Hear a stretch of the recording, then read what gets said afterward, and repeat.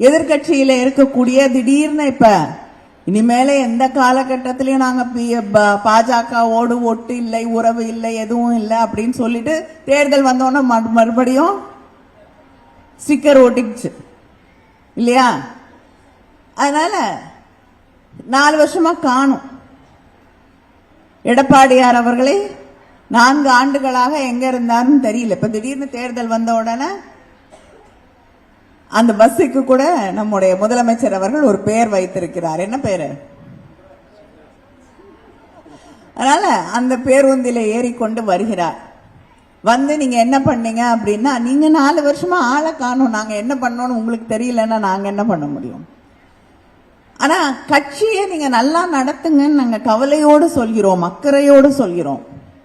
உங்க கட்சி அலுவலகத்தை டெல்லிக்கு மாத்திட்டீங்களே, கவலையோடு சொல்கிறோம். அதுக்கு அவர் இன்னைக்கு பதில் சொல்லியிருக்காரு. எனக்கு அங்கதான் இருக்கு, நீங்க வந்து பாருங்கன்னு. எனக்கு கட்டடம் அங்கதான் இருக்கு, தெளிவா தெரியும்.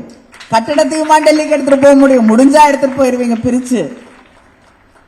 ஆனால் அலுவலகம் செயல்படுவது, கட்டளைகள் பிறப்பது டெல்லியில் இருந்து என்பதை நீங்களும் மறுக்க முடியாது, நம்மளும் பார்த்துக்கிட்டு தான் இருக்கோம். நீங்க என்னதான் கர்ச்சீஃப் வச்சு முகத்தை மறைச்சு தொடச்சிக்கிட்டு வெளியில வந்தாலும் நீங்கள் என்று தெளிவா தெரியுது, பட்டவர்த்தனமாக தெரிகிறது. உங்களுக்கே அவமானமா இருக்கு.